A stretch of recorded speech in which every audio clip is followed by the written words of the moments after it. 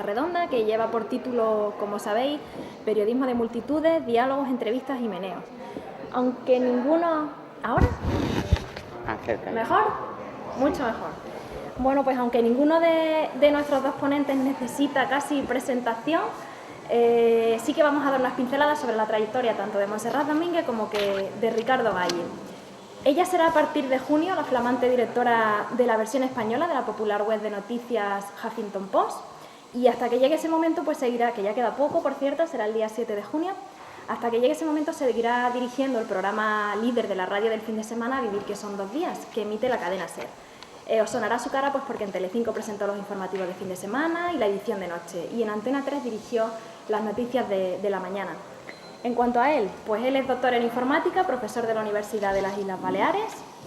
En diciembre del año 2005, junto a Benjamín Villoslada, programó Menéame, que es su trabajo de mayor reconocimiento. Es un sistema, como todos sabéis, que sirve para divulgar noticias publicadas en blogs o en medios digitales, para lo que se nutre de los usuarios como único filtro sujeto a criterios de valoración personal. Tanto él como ella gestionan plataformas cuyo objetivo es dar a conocer, dar a la gente la oportunidad de que entren en conversación. Son plataformas que intentan enriquecer la información con la opinión de los lectores y de esta manera pues ayudar a crear debate. Ambos nos van a dar su particular visión acerca del poder de las multitudes, de la capacidad que tiene de organización que la tecnología pone a disposición de los ciudadanos. Si os parece, ellos hacen una presentación de unos 15-20 minutos y después pues podéis preguntar todo lo que se os ocurra y todo lo que os apetezca. Bienvenidos a los dos. Gracias. Y Ricardo, adelante. Buenos días.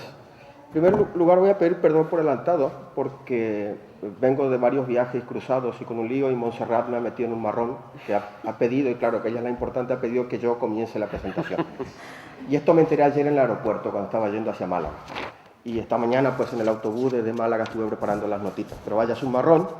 Es un marrón porque además yo soy muy crítico en el periodismo y entonces mis notas son sobre todo para ponerme límites de que no debo pasarme, porque la pobre Montserrat no tiene culpa de todas las cosas que pasan en el periodismo. Y las personas tampoco son las empresas. Entonces, disculpa si por ahí te sientes afectada. Intentaré controlarme, pero... Por otro lado, curioso porque el mundo es muy pequeño, porque nosotros también estuvimos en negociaciones con Huffington Post para nosotros gestionarle el Huffington por España. Habéis ganado a vosotros. Pero ¿Qué me dices? Sí, sí. Además, un secreto, una de las reuniones fue dentro de las oficinas de Prisa en Madrid. Pero bueno, quiero estar muy bien. La Huffington fue un modelo que bastante interesante, ¿no? De cómo ha creado aquello. Yo lo que decía, soy muy crítico con el periodismo, mucho, sobre todo empecé a ser crítico porque viví en Menéame, pues como estaba mucho tiempo allí, vi cómo evolucionan las noticias, cómo se crean las noticias, pues empecé a participar bastante en el debate, a pesar de que soy un outsider, y de hecho alguna vez, hace un par de días me dijeron, tú que eres informático, ¿qué opinas del periodismo? Y mi respuesta fue, pues vosotros los periodismos opináis de todo y no tenéis idea, entonces pues dejar el mismo derecho a los demás. Entonces me pidieron que hable sobre el tema del negocio, del crowdsourcing, de cómo está el periodismo, la gente y la cercanía. Pues me centraré en esos 4 o 5 temas. Uno es que, de nuevo, yo soy crítico con el periodismo y critico mucho a la multitud de congresos sobre periodismo, porque el colectivo de periodistas se mira mucho el ombligo y hace muchos congresos del futuro del periodismo, el periodismo digital, que cada semana prácticamente un congreso. Y entonces esto fue una especie de ley del embudo que me hizo JJ Merelo, que está por allí, pues yo estoy aquí haciendo cosas que soy muy crítico. Entonces tampoco voy a decir muchas cosas novedosas, no creo que pueda decir nada que no se haya dicho ya antes en otras reuniones y congresos.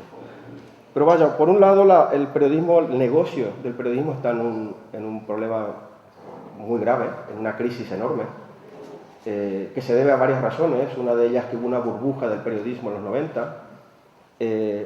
Otras son, por ejemplo, la falta de cercanía con la gente, que también hablaré.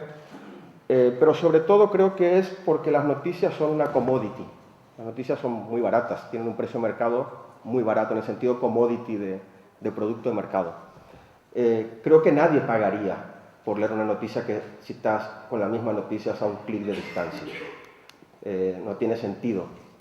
pagar por algo que su precio es muy bajo y que está accesible gratis en multitud de sitios. Sí, con mayor o menor calidad, pero vaya, la diferencia tiene que ser enorme para que valga la pena o que alguien piense en pagar por leer noticias.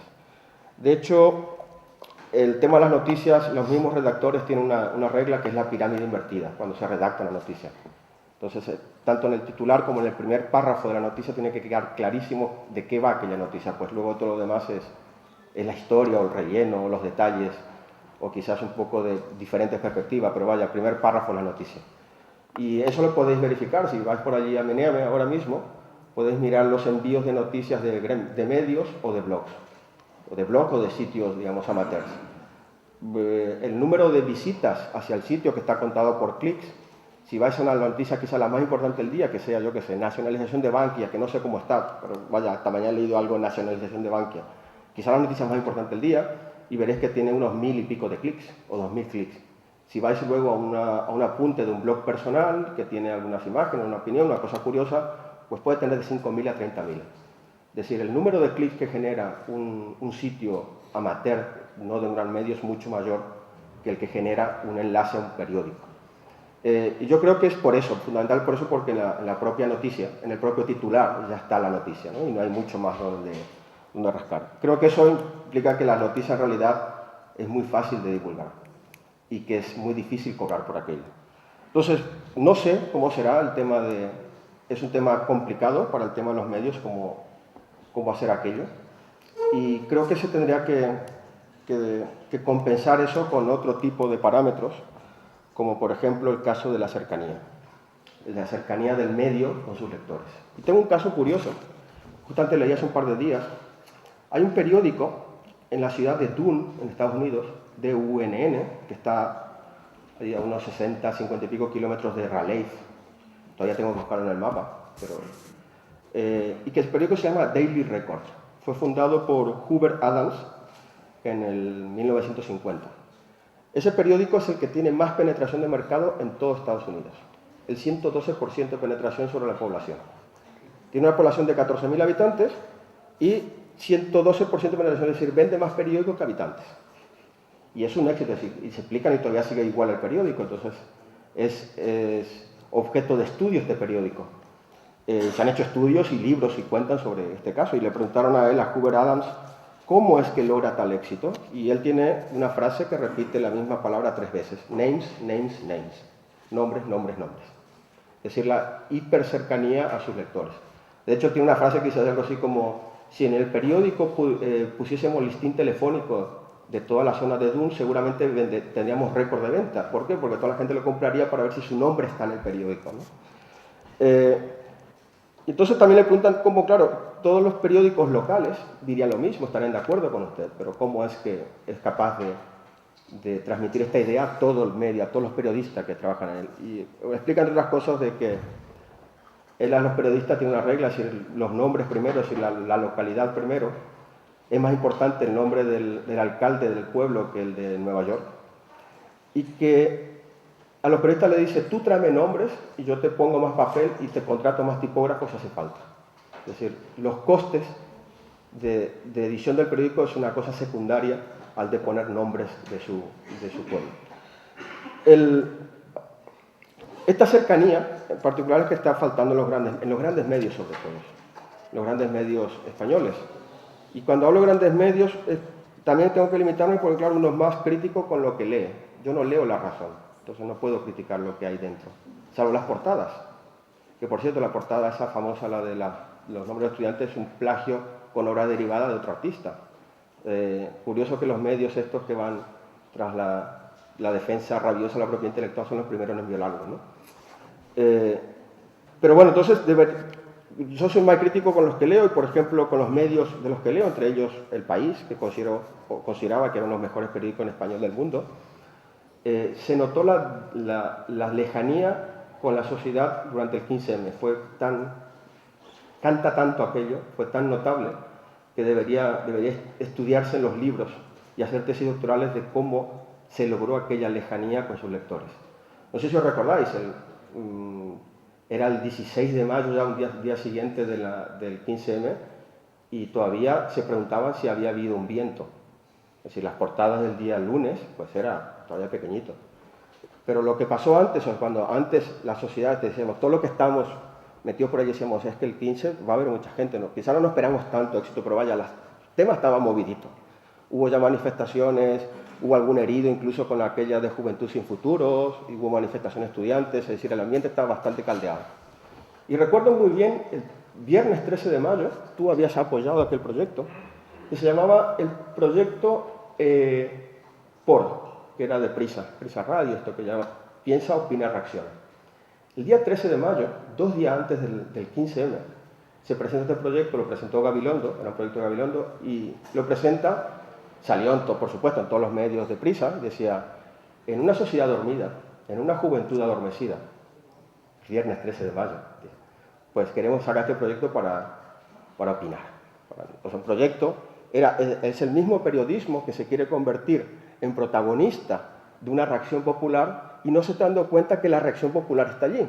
No solamente eso, dice todo lo contrario, dice, no existe nada, no está pasando nada, pues nosotros seremos el sitio donde se pensará, ¿no? Que más o menos sigue la trayectoria que siguieron todos los medios durante los 80, es decir, que Guillem Martín, este periodista, él lo describe bastante bien como la cultura de la transición, ¿no? Marcaron el marco en el que se podía hablar, lo que se podía discutir, etcétera, etcétera. Y esta lejanía, yo creo que marca o es un punto de por qué el problema que tenemos en el periodismo. Es decir, y el problema es para estudiarlo también qué pasó en la transición española hasta aquí. The Atlantic, el periódico este norteamericano The Atlantic, se puede consultar por internet, tiene un artículo sobre la historia del país y sobre la historia de Cebrián, por ejemplo. Un artículo muy largo que nunca he leído en la prensa española, que dice el país fue claramente definido por Cebrián. En su momento él consideraba que el periodismo de información era un periodismo de menor calidad, de algo secundario, que lo importante del periodismo era crear opinión.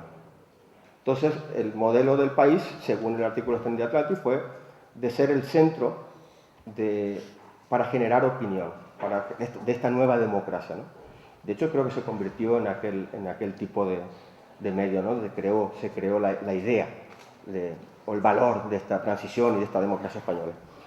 Pero eso quedó atrás, es decir, de golpe ha llegado una época donde estamos informándonos y comunicándonos de otra manera y donde hasta la gente pues elige noticias o se transmite las noticias por Twitter, pues las distancias fueron agrandando y creo que la distancia que hay ahora mismo es enorme, con los grandes medios, no quiero decir con todo el periodismo. ¿Cómo solucionar esto? Pues yo creo que un caso de éxito, de cercanía bastante moderno es el caso de Huffington Post. Digamos, además de una fortuna que tuvo, pues el Huffington Post fue en Estados Unidos, en plena época de la derecha dura de Bush, de Irak, y esto pues fue un medio más cercano, donde además de los periodistas que puede haber más conocidos o menos, pues veía otras caras, otros nombres que los conocías por la red, es decir, aquellos que ibas leyendo habitualmente por los blogs, pues de golpe empezaron a aparecer en portadas de aquel medio, ¿no? Por otro lado, el tema de crowdsourcing está muy de moda, inclusive hay proyectos periodísticos basados en crowdsourcing. Tengo sentimiento encontrado con aquello, me parece una muy buena idea, por ejemplo, lo que hace Amazing, la revista esta Amazing.es, de divulgación científica, que ellos tienen la edición en papel que sacan, lo hacen con este método de crowdsourcing, es decir, esto es lo que queremos sacar, aquí está la portada, todo diseñado, esto es el contenido, si ponéis, creo que son 10 o 11 euros, y llegamos a los, no sé si son 1.500 euros, 15.000, pues imprimiremos y tú recibirás en ese momento te cobraremos y recibirás tu número. Está muy bien, ese modelo de crowdsourcing, es decir, esto es lo que yo ya tengo preparado, si pagáis lo vamos a sacar en papel, está muy bien porque por un lado limita el desaprovechamiento de recursos como el papel, y por otro lado solamente se imprime a aquellos que solamente han interesado, está creando un poco de interés. Pero no creo que sea el mejor caso. Es decir, he visto de todo, he visto ahora periódicos que intentan salir con crowdsourcing, he visto cosas como proyectos startups con crowdsourcing, es decir, si juntamos 5.000 euros comenzamos la empresa. Digo, hostia, eso es ridículo. Es decir, si tú no eres capaz de arriesgar tú mismo 5.000 euros para empezar una empresa, ¿cómo vas a pedir a los demás que pongan estos 5.000? Es ridículo. Y eso me hace recordar bastante a la historia a los temas cuando yo voy, no sé si vais por las ferias cuando se hacen las ferias medievales o vais por ahí por los mercadillos. Veo a esa gente y tengo también sentimientos encontrados con eso. Es decir, mucha de la gente que está allí, que participa, los artesanos sobre todo, son gente que voluntariamente se ha alejado del sistema, ¿no? Dice, este sistema capitalista tan duro de trabajar, de tener jefes, pues salgo fuera, ¿no? Me quedo fuera y monto mi artesanía y vivo de lo que vendo, sin tener ningún tipo otro de enlace con el sistema. Sin embargo, lo ves que son víctimas de la peor parte del capitalismo más inhumano. Es decir, esa gente, si no vende, si no está un domingo bajo la lluvia para vender su artesanía, no come. Si se enferman y no pueden vender sus cosas, no comen. Es decir, no tienen todas las ventajas que la sociedad ha ido creando para proteger este tipo de cosas. Es decir, una reacción contra un sistema al que estás de acuerdo, pues te metes al final, practicas lo peor del sistema.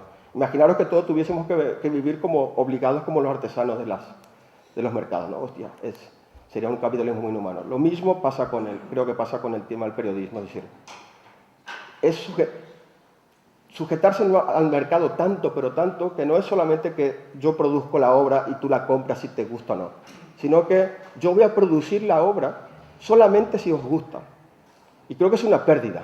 Es decir, el peor error que podemos hacer es cualquier cosa, aunque fracasemos, estamos dando algo y produciendo. Pero ahora estamos hablando de que no, vamos a producir solamente si el mercado lo demanda. Eso es una pérdida en todos los sentidos. Y para acabar, no pasará, digo, con todo esto relacionado con la crisis del periodismo y con el propio periodismo, curiosamente también, se pasa hablando y haciendo promoción de aquellos, de sus asesinos. Si ponéis la radio, pues cada rato hablan de Facebook y Twitter. Ponéis la tele, pues cada rato Facebook y Twitter. Que desde el punto de vista de yo que soy, digamos, pequeño empresario, que tiene una pequeña empresa de Internet, yo miro aquello y digo, ya me gustaría a mí que hablen tanto de Meneame como de Facebook y Twitter, gratis. Aquello es publicidad gratis. Además de empresas que son grandes monopolios, ¿no? Eso por un lado. Y por otro lado, decir, están continuamente, son tan dependientes de sus asesinos, entre comillas, que están continuamente mencionándolos. Porque claro, la gente tiene que ir y tiene que hacerse ver en Twitter, tiene que hacerse ver en Facebook, crean los hashtags, síganos por los hashtags. Tienen éxito, hay que ver, vas a Twitter y sale un programa de televisión y está todo el mundo hablando de programa de televisión. Curioso que además un nuevo medio, que va a revolucionar a todos los medios, en realidad se pase hablando del viejo medio que quiere matar, pero bueno, esa es la complejidad que tenemos. Pero parece ser, tengo la impresión de que esos que hablaban de la memética, que lo creó Richard Dawkins en el libro El gen egoísta, luego fue evolucionando, hay gente que lo intenta formalizar y ya tienes términos que ni yo entiendo. Pero la memética, como el concepto de transmitimos unidades muy pequeñas de información y lo vamos reproduciendo, como si fuesen genes humanos. Digo, yo ya estoy dudando de que tenía mucha razón. Porque cuando vas a Twitter o Facebook, inclusive el Meneame, lo que manda es la pequeña frase o es la imagen. De hecho, las noticias más visitadas en Meneame, que también tenéis la cajita por allí, si las noticias más visitadas, la mayoría son imágenes. No son artículos reflexivos y potentes de un medio o de una revista, no, son imágenes. En realidad lo que estamos transmitiendo mucho son memes. Y yo digo, si esto fuese verdad, el periodismo se tendría que cambiar radicalmente. Es decir, aquello de escribir artículos largos, reflexivos, que todos tenemos la esperanza de, bueno, si hacemos reflexivos, hacemos unos artículos que puedan reflexionar y dar otras perspectivas no tan apresurados sobre la realidad, pues eso será la futura del periodismo, dicen. Pero si es verdad que la memética es la que está triunfando y la que usamos, la que será nuestro medio de información y transmisión, me parece que los cambios que obligará son mucho mayores. Puede llegar a significar, hay negocio inclusive en los largos artículos de reflexión y opinión. Bueno, eso eran las 4 ideas que quería comentar. Las noticias son una commodity y yo lo veo claramente, por ejemplo, lo que ganamos en publicidad en Meneame, como es un sitio de noticias genéricas, y lo pueden saber aquí, por ejemplo, veo a Julio Alonso, que también sabe mucho del mercado, lo que se ingresa por este tipo de publicidad es bajísimo, es nada. ¿Por qué? Porque ni los anunciantes pagan por un sitio de noticias. Eso obliga a que los medios, por ejemplo, tengan los intersticiales. Cuando entráis a leer una noticia, os encontráis con patapum, una cosa aquí tan molesta, ¿no? que además tiene un efecto secundario que hace bajar el precio de toda la demás publicidad, y estamos que ahora para ganar dinero, algo de dinero, pues hay que casi asesinar al lector, porque si no, pues no se gana. El otro, el crowdsourcing, que no estoy convencido que el crowdsourcing sea una solución para el periodismo, es decir, perderemos mucho si todo dependemos del crowdsourcing. Se perderá, quizás haya menos riesgo, pero perderemos obras que pueden ser interesantes, opiniones interesantes. El caso de la cercanía, tenemos unos medios que se han alejado mucho de los intereses de la sociedad, y el caso de que cada vez estamos transmitiendo más memes que artículos reflexivos. De hecho, tendrá su parte positiva, la parte negativa es que se suele dar mucho populismo y demagogia, por ejemplo, ¿no?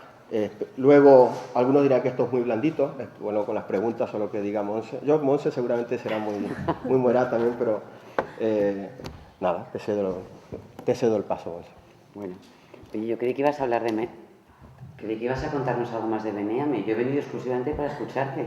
Te cuento un poco frustrada. No, te cuento en el café, yo no quiero, aposta no hablé, mencioné varias veces, pero muy poco, porque una vez me invitaron a un congreso de periodistas en Murcia, que fue el último que fui antes de este, y creo que fue en el 2008, y me dijeron que vaya a contar Menéame.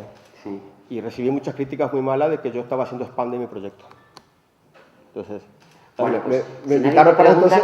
luego hablamos en el café. Voy teniendo yo el turno, si no te importa, Ana, porque yo sí que quiero preguntarte cómo se ha transformado Menéame a lo largo de este tiempo, y por dónde ves tú, que a mí me interesa mucho, Ricardo, lo que cuentas. Bueno, voy yo...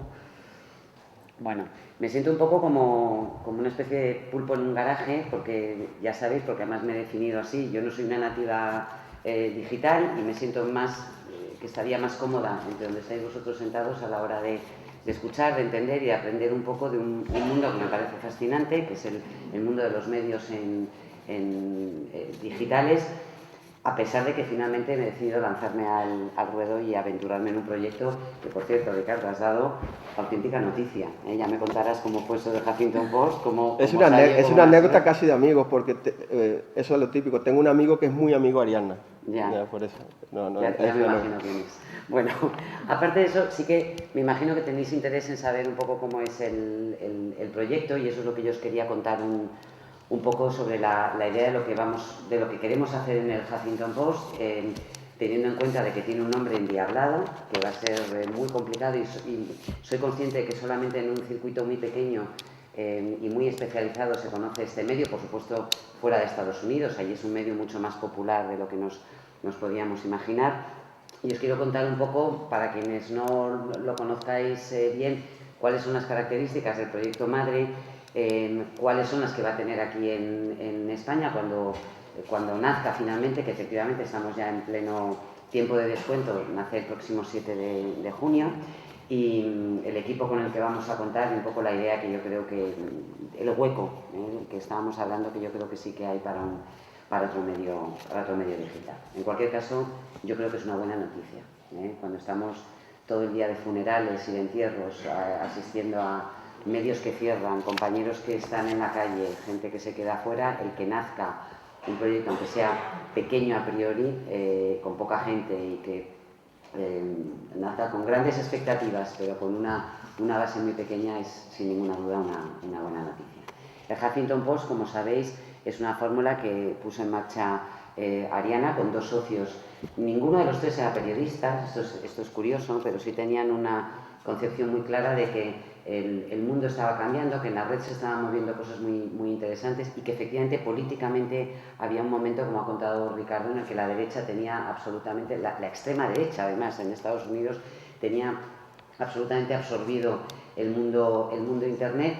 Eran los últimos estertores de la guerra del mandato de Bush, y los grandes medios liberales, entre comillas, estaban provocando ese vacío y esa distancia con sus lectores, porque estaban apoyando de manera implícita casi siempre y explícita son en numerosas ocasiones, como el New York Times o el Washington Post, la intervención en Irak, por ejemplo. Y recordemos que había no solamente editoriales, sino también muchos artículos de sus grandes periodistas que estaban absolutamente intoxicados por lo que era la administración Bush y su manera de vender mentiras a propósito de la intervención norteamericana en ese conflicto. Con ese caldo de cultivo sacan adelante lo que era al principio prácticamente una página de blogueros, prácticamente cero información propia, pero mucha agregación, que es algo que te permitía la red y que antes no existía, no se había utilizado lo suficiente. Luego, con el tiempo, fue cambiando la proporción a medida que fueron teniendo más medios y fundamentalmente después de que comprara AOL, inyectara una cantidad ingente de dólares en el proyecto, fue cuando se pudo empezar a ampliar la redacción. Y yo acabo de venir de Nueva York, he estado hace 2 semanas conociendo un poco las tripas de cómo funciona. Son 150 periodistas los que están trabajando solamente en la redacción de Nueva York. Es verdad que se fusionó con la de AOL, que tenía varios contenidos también que llevaban ellos desde hacía tiempo, pero es que en Washington tienen otros 25 periodistas trabajando, más allá de la parte técnica y de otras personas que trabajan en el proyecto. Entonces, la proporción ha ido cambiando, pero sigue siendo un porcentaje muy importante de redacción propia, de contenidos propios, una parte fundamental de agregación, es decir, nosotros hacemos lo que sabemos hacer bien y lo que hacen mejor otros os lo colocamos también y enlazamos y os enviamos directamente a la gran noticia que ha hecho el equipo de investigación del New York Times y que es cojonuda, y para qué me voy a enredar tratando de copiarla o de darle la vuelta cuando son ellos los que realmente han hecho un trabajo estupendo. Aquí lo tenéis, leedlo.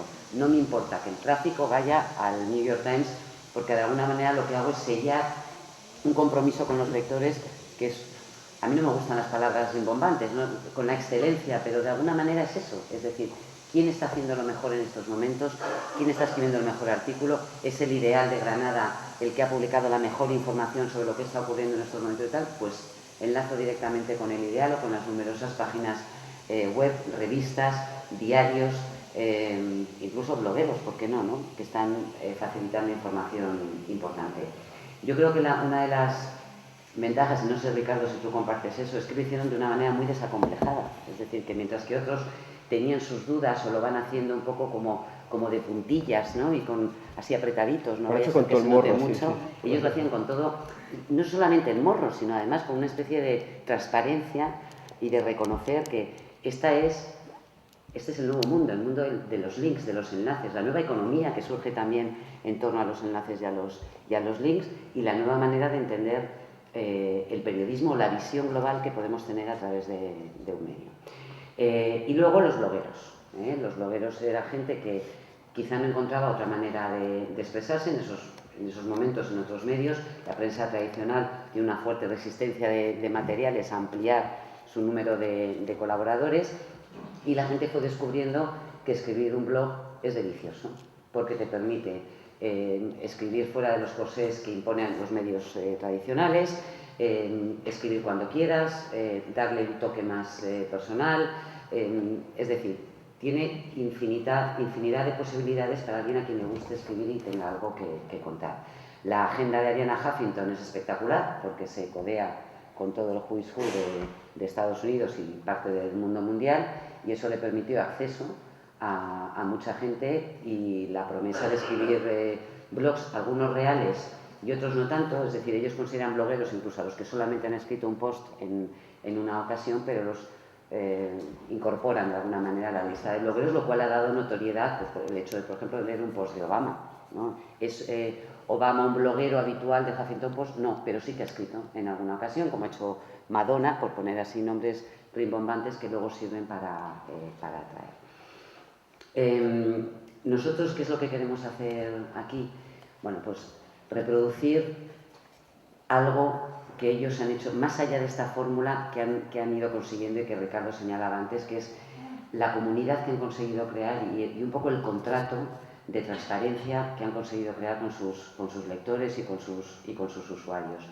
Yo os aseguro que es una de las mayores sorpresas que me he llevado al ver cómo trabajan en Estados Unidos y al bucear un poquito más en cómo es el Huffington Post.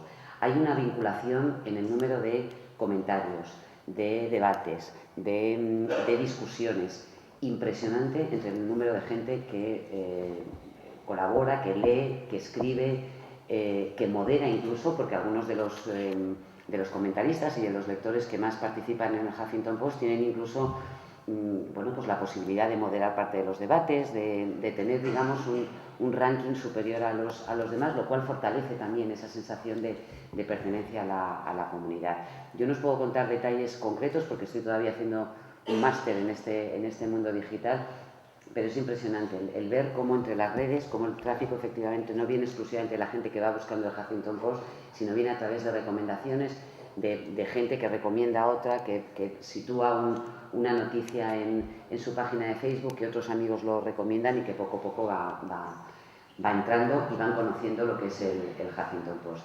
Y eso es lo que a mí como periodista me parece más atractivo del proyecto, porque estoy convencida que el futuro ya no es tanto lo digital, que eso es absurdo, eso ya forma parte casi del pasado, por supuesto que es el presente, pero está muy lejos del futuro.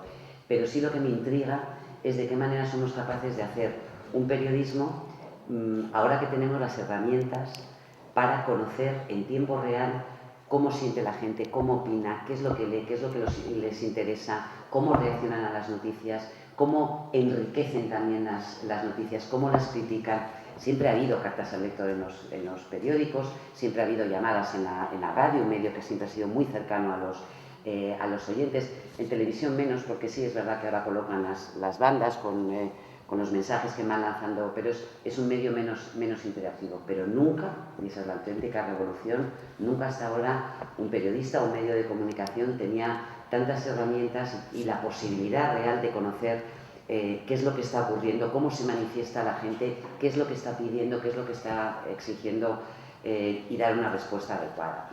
Tú ponías de ejemplo los encuentros de Iñaki Gabilondo, pero Ricardo, nacen de la misma sensación de que había una necesidad de debate que no se estaba viviendo en los medios de comunicación tradicionales. El segundo al que ya no me invitaron por desgracia, fue precisamente, alteraron todo el esquema que tenían y estuvo dedicado a los movimientos que estaban ocurriendo. Claro, pero claro, momento. Es que ves, porque no hay los medios, es decir, no hay los medios y lo que veis en los medios se piensa que es la realidad. Mucho más lentos, sin ninguna duda. Y no estabas viendo lo que estaba pasando y que para mucha gente era tan visible que todavía no me explico cómo es que no habéis visto.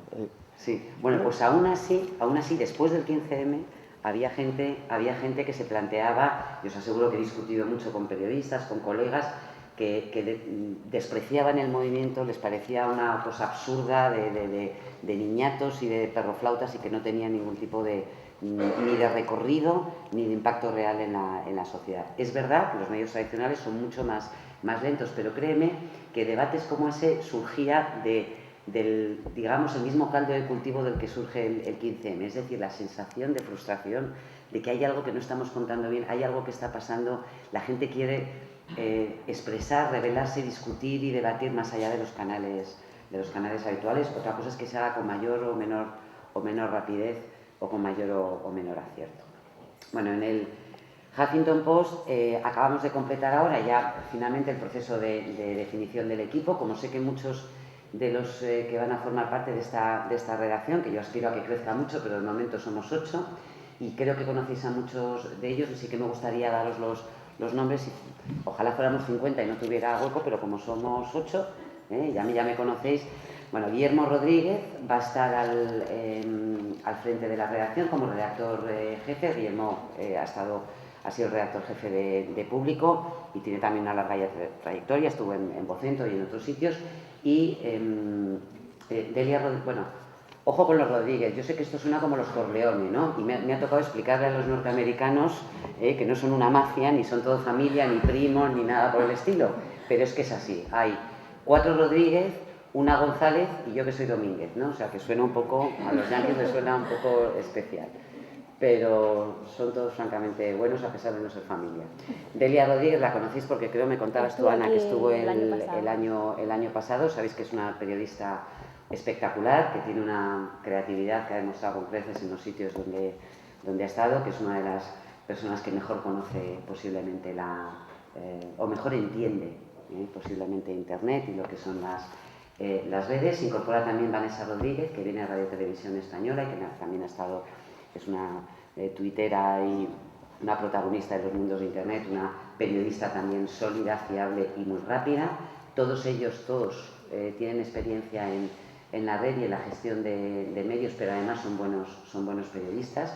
Se ha incorporado Gloria Rodríguez Pina, que va a ser nuestra editora de webs, que tiene experiencia en distintos medios y además viene, no del periodismo de los grandes medios, pero sí de distintos organismos muy vinculados también con ciencia y con innovación, y estuvo haciendo el máster del País y el último año lo ha pasado en elpaís.com llevando Última Hora y política.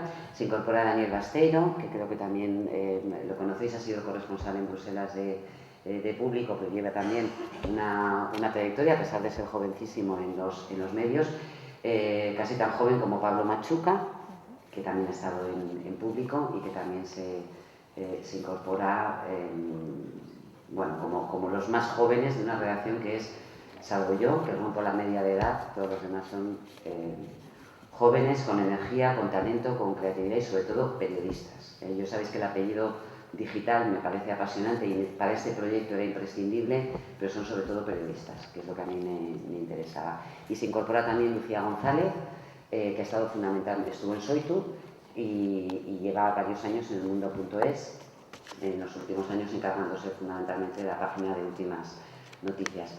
Somos muy pocos, pero yo creo que es mejor comenzar un proyecto desde las bases y creciendo. De hecho, los norteamericanos, la gente del Huffington Post con la que hemos estado reunidos estos días y que pronto vienen ya a España para hacer, digamos, ya de inversión total en lo que es conocer bien las máquinas del proyecto, de ese Ferrari que tienen, que es la maquinaria del Huffington, nos miraban con un puntito de envidia. A pesar de que nosotros les mirábamos asombrados diciendo, joder, que esto es un pedazo de reacción, así te puedes plantear hacer muchísimas cosas, todos ellos miran, sobre todo los fundadores, con nostalgia la época en la que ellos eran también 7 en la redacción. Y de eso ha pasado nada de tiempo, han pasado, bueno, 7 años desde que comenzaron, así que sí que es posible crecer y sí que es posible crear proyectos que nazcan de una manera muy, muy pequeña. Blogueros. Estoy buscando blogueros. Os voy a dejar mi correo, bueno, os lo digo ya directamente, es mdominguez@huffingtonpost.es. Ojo al deletrear Huffington, que ya sé que es uno de los problemas fundamentales, pero lo podéis encontrar rápidamente si lo encontráis en la red. Estoy buscando blogueros, tanto gente que no es especialmente conocida o no tiene un nombre muy rimbombante, pero que hace cosas interesantes en la red. Abstenerse, por favor, todos aquellos que dicen, me he levantado esta mañana, el cielo estaba despejado, he paseado a mi perro, qué agradable es, por cierto, ¡jo, qué putada, de nuevo recortes, tal! No me interesa, está muy bien, yo además animo porque realmente te ahorras muchísimo en psicólogo, porque escribir es realmente terapéutico y es un ejercicio maravilloso, pero nosotros estamos buscando un valor añadido a la experiencia propia. Y estoy a la caza y captura con lazo de nombres potentes e importantes del mundo de la política, de la economía, de la sociedad, de la cultura, es decir, todos aquellos que yo creo que ofrecen también un valor añadido para el Huffington Post. No cobra ninguno. Y respecto a esa polémica, luego podéis hablar y me preguntáis y yo os explico, pero nunca se ha cobrado por publicar un blog en el Huffington Post y en la versión española tampoco se va a hacer. ¿Por qué? Pues porque entendemos que primero no es un trabajo. Nosotros pagamos a nuestros periodistas y yo confío en que con el tiempo, a medida que vayamos creciendo, podamos pagar a colaboradores a los cuales les pedimos que ejerzan un trabajo. Pero no entendemos el blog como un trabajo para el Huffington Post. Solo publica aquellos que quieren hacerlo, lo hacen en la extensión que quieren, lo hacen con la frecuencia que les da la gana y por tanto es una relación mucho más libre que la que se establece con una colaboración pagada en los medios. Escribir es algo más que trabajar. Yo creo que cualquiera de los que estáis aquí, que posiblemente tenéis vuestras cuentas y que escribís de manera habitual, no todo se hace exclusivamente a cambio de dinero. Y luego, si queréis, yo lo dejo solamente aquí, abrimos el debate sobre esto, si es razonable o no. Yo no le estoy pidiendo blogs a los periodistas. Los periodistas vivimos de escribir. Y efectivamente no tiene sentido que escriban de manera gratis. Ahora os aseguro que hay muchos periodistas que me han pedido que aloje su blog o escribir en el Huffington Post y son bienvenidos, si así lo desean, porque es una plataforma que da visibilidad y da prestigio. no todo el mundo puede escribir en el Huffington Post. Hay unos estándares de calidad y unos criterios que vamos a aplicar a todas las noticias que salgan en el Huffington Post, aunque también confiamos en divertirnos mucho en la manera de afrontar la información, que obviamente va a ser independiente de nuestras casas madres, que son obviamente el Huffington Post y Prisa. Yo creo que tendremos más éxito cuanto más capaces seamos de darle una personalidad propia al Huffington Post en español, que también va a tener una vocación clara a ser el primero que nace en español de cara a América Latina. Y os lo digo porque yo espero contar con un grupo de blogueros y de colaboradores importantes que tengan también punto de enganche para los lectores en Colombia, en México o en Buenos Aires, a los que lógicamente la portada y la situación patética española que estamos viviendo igual no les interesa tanto porque su momento vital y socioeconómico es otro, pero es posible que encuentren opiniones y análisis que les van a resultar también interesantes. Y para terminar y no enrollarme y luego tener más tiempo para discutir con Gal y con todos vosotros, solamente os quiero responder a la pregunta que me están haciendo de manera permanente desde que se supo que voy a dirigir este proyecto. ¿Por qué te vas? ¿Por qué dejas la radio y te metes en una aventura así? Porque muchos interpretan, y yo creo que hay una parte de razón. La radio tiene los mismos problemas que cualquier otra empresa en estos momentos de crisis económica, pero está infinitamente mejor y goza de una mejor salud que los medios impresos, por ejemplo.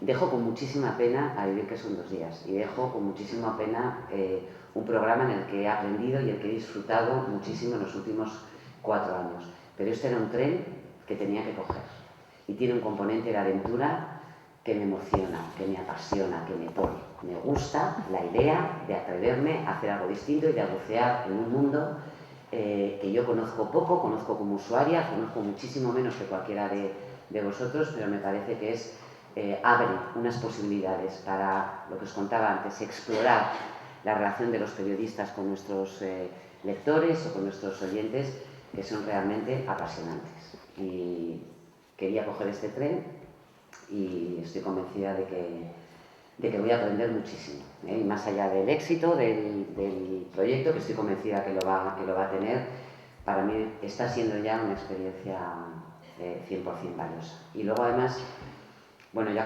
os he contado que he estado unos días en Nueva York viendo cómo trabajaban. No os podéis imaginar lo contentos que estaban de su primer Pulitzer.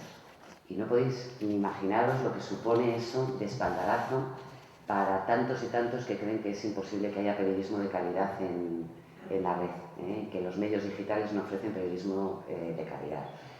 Esta misma semana, en los premios Ortega y Gasset, se premiaba a Carmela Ríos por su cobertura del 15M a través de Twitter, y el premio que se llevó Wood por esa serie que hizo en el Huffington Post, que nació precisamente de una información tradicional sobre qué ocurría con los soldados que volvían de Afganistán, que se encontraban completamente desubicados y que a raíz de la gran cantidad de comentarios y de noticias y de revuelo que causó en la red los lectores que querían aportar más a lo que estaban publicando, a lo que estaba publicando en esa noticia, y ahí surgió la idea de crear esa serie sobre la vuelta de los soldados de Afganistán y su ubicación de nuevo en la sociedad, que ha sido premiada con el premio Pulitzer. Así que yo entiendo que en este proyecto es perfectamente compatible lo mejor de los valores tradicionales, de siempre del periodismo, con lo mejor de las nuevas herramientas, lo mejor de la creatividad que nos ofrece la red, y por eso me he decidido a dar el salto. Y a partir de ahora estoy dispuesta a discutir con Ricardo y con todos vosotros todas las dudas que tengáis sobre el proyecto. Yo puedo matizar solo. Claro. Puedo matizar un dato que te va a sorprender. A ver. Lo podéis consultar, lo digo de memoria los números, pero lo podéis consultar luego en el podcast de Freakonomics. Freakonomics Radio tiene un programa de podcast donde comentan esto que es sorprendente. Tú has dicho lo de Huffington Post estaba en el medio de una situación muy de la derecha dura en Estados Unidos y que los medios estaban como tragados, digamos, por los medios de ultraderecha. Pues esto es lo contrario.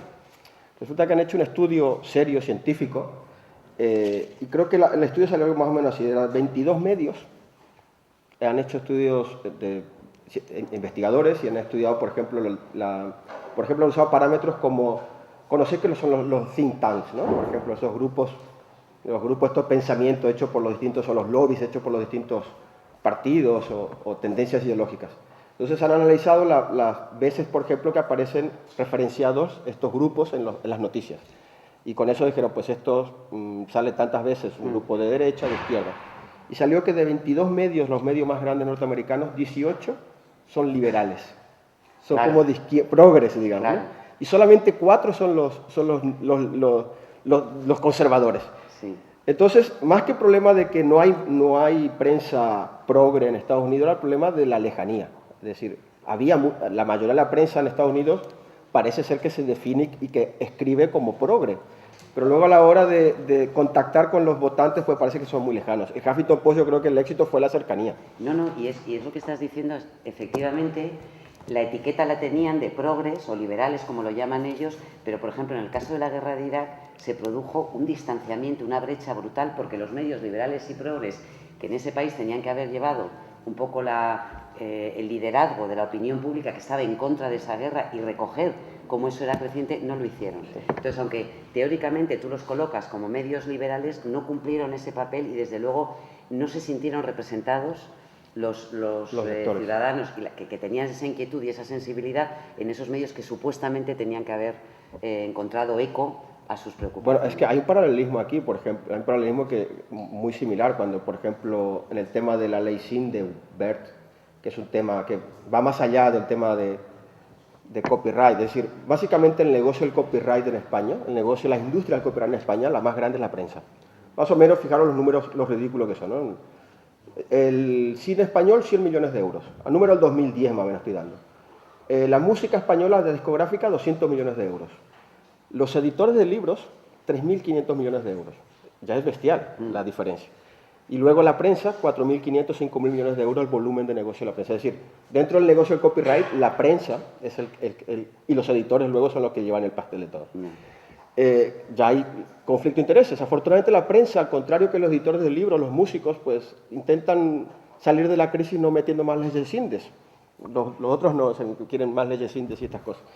Pero, por ejemplo, lo que esperamos de la prensa progre española era que se posicionase en contra de este tipo de cosas. Sin embargo, fue la cuña, el país fue la cuña de la ley SINDE, por ejemplo. Era continuamente una campaña ideológica, una cruzada ideológica bestial con la ley SINDE. Por el caso de hasta publicar artículos de la ministra, falsos completamente, o sea, falseaba la historia, pero ridículo, y no se dio espacio a ninguna respuesta crítica a eso, que era el gobierno, el poder, que tenía página completa en el país y ninguna crítica a aquello, ¿no?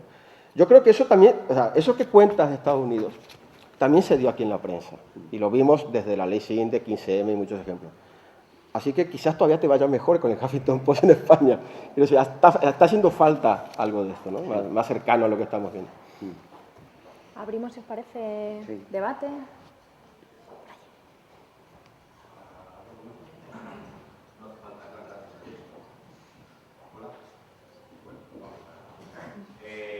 Me han parecido desconcertantes muchas de las cosas que ha dicho Ricardo y me quería puntualizar dos. Una, cuando te referías a que hacer periodismo es barato, hacer periodismo de calidad es muy caro. Hacer periodismo, por ejemplo, de corresponsales de guerra, que hacía Kapuscinski, resulta caro.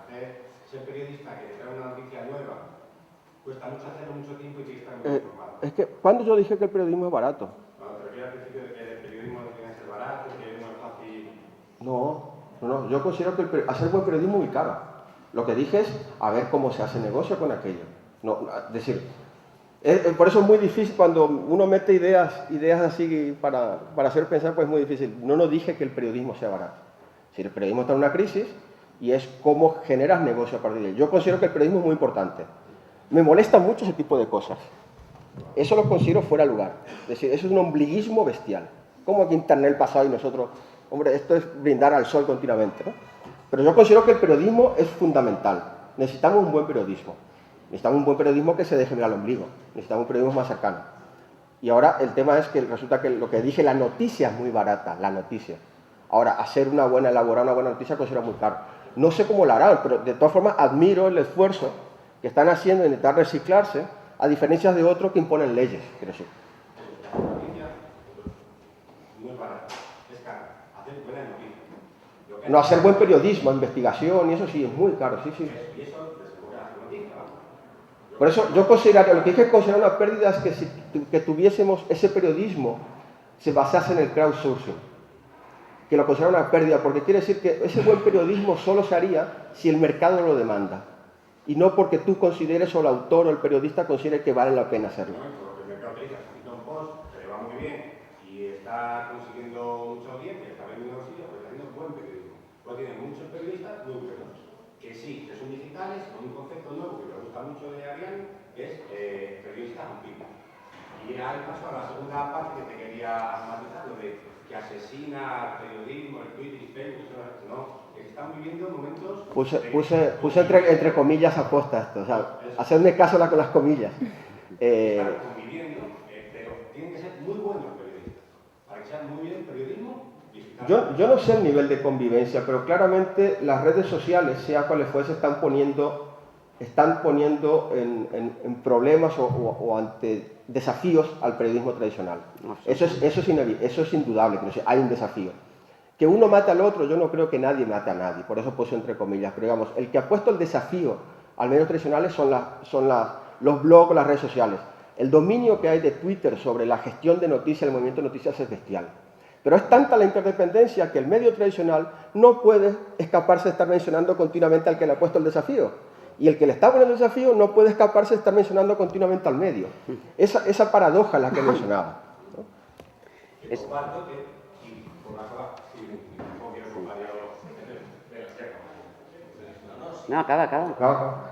No, que Que está bien, hay que matizar las cosas porque luego eso lo de las comillas no se entendió muy bien, pero sí puse asesino entre comillas. yo, claro, periodista tradicional, que vengo de la antigua época, que soy emigrante en lo digital por ironía, pero también digo que estoy viviendo ahora mismo de periodismo digital, es decir, que no me escudo solamente en el pasado.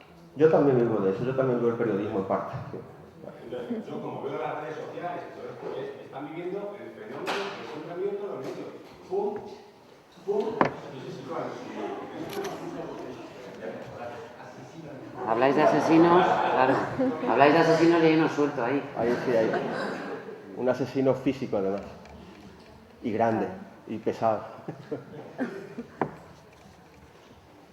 Julio. Sin micrófono. Yo quería preguntarle a Monse una cosa que hemos empezado a hablar antes, pero no hemos terminado.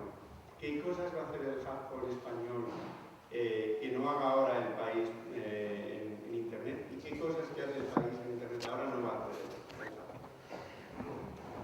Vamos a ver, eso, lo que te comentaba antes, Julio, que yo veo clarísimo, que es la manera desacomplejada de entender la redacción como nosotros haremos nuestro y propio lo que sabemos hacer mejor y lo que hagan mejor los otros, pondremos un enlace a ellos. Por ejemplo, el caso Urdangarín.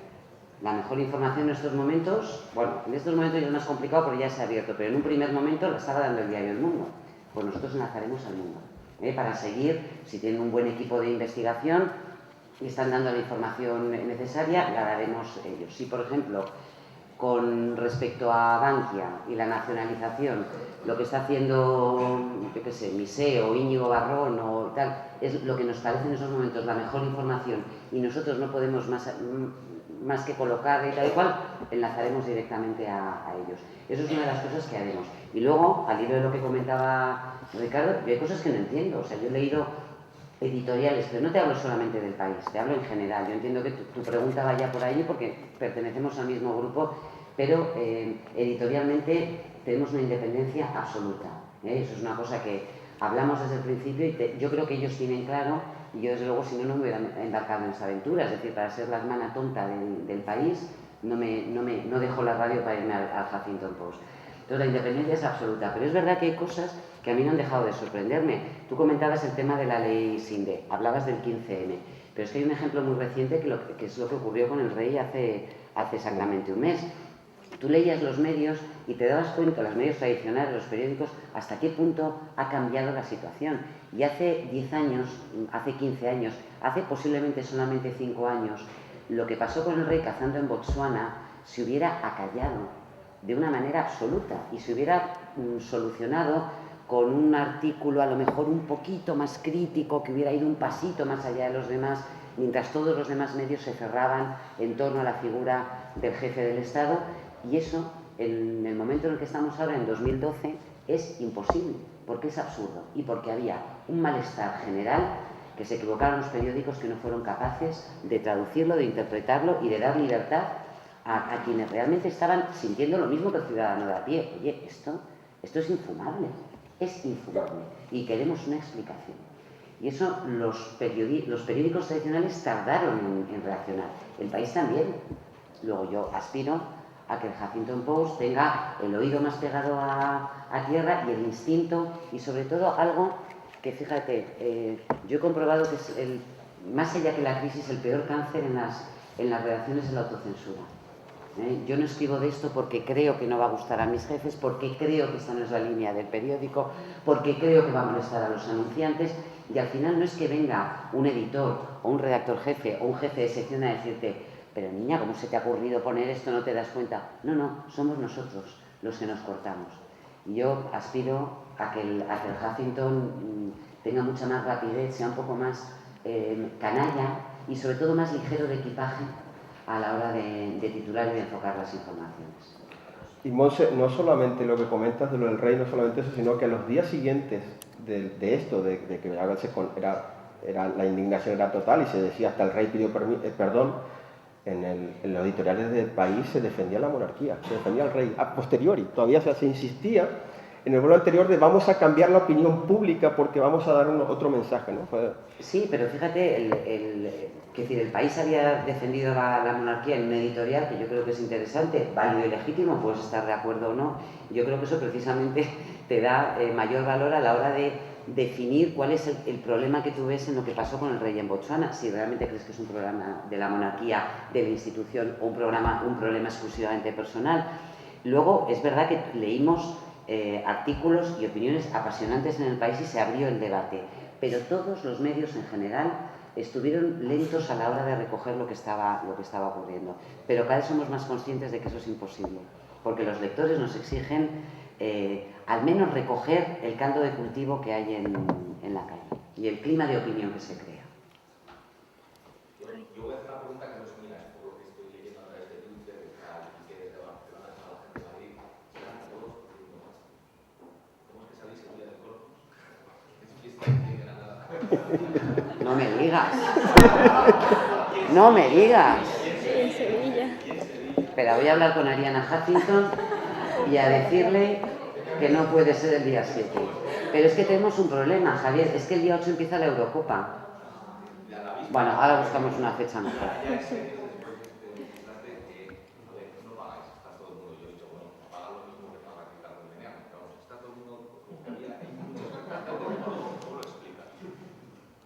¿Quieres que profundice un poco más en...? Vamos a ver. Yo creo... Mira... ¿Puedo darte antes te voy a pedir una pequeña ayuda. ¿Y tú cuánto recibes de Twitter? ¿Yo cuánto recibo de Twitter? Tuiteas, lees Twitter. ¿Cuánto te paga Twitter? ¿Y Facebook? ¿Pero cuánto te recibe? Quiero decir, además te puedo asegurar, los dueños de Twitter son muy millonarios, yo no, ni medio millonario, ni nada.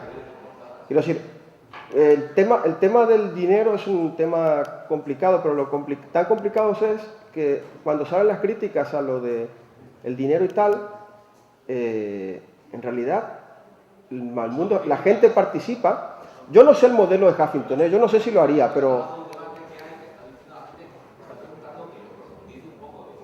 Sí.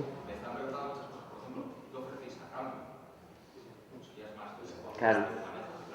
Sí, no, sí, pero Sí, es que además, pero es un tema legítimo, complicado. Sí, es razonable. Pero yo conozco a gente que era...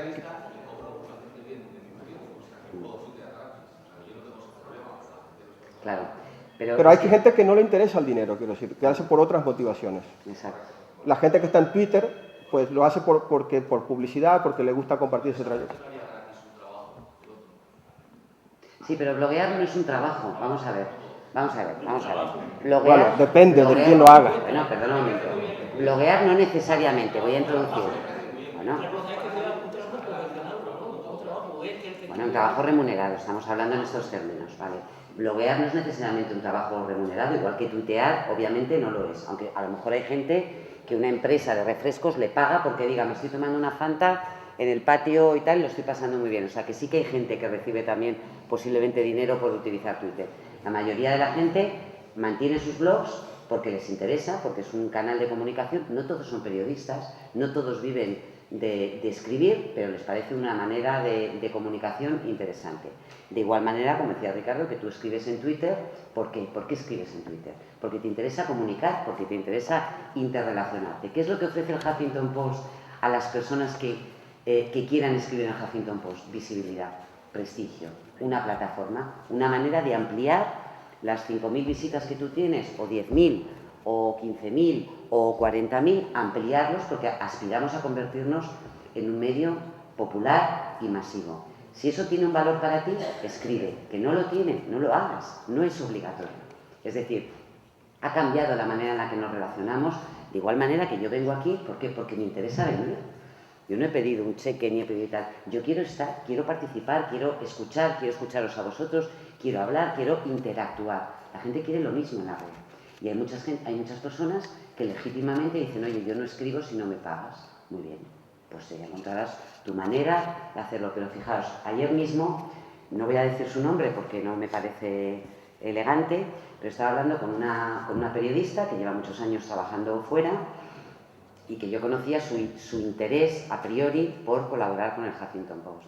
Tiene un blog y yo le conté, porque os insisto, yo no estoy pidiendo blogs a periodistas, porque entiendo muy bien la línea y entiendo que está la hipoteca y que está dar de comer a los niños, etcétera, etcétera. Es otra historia.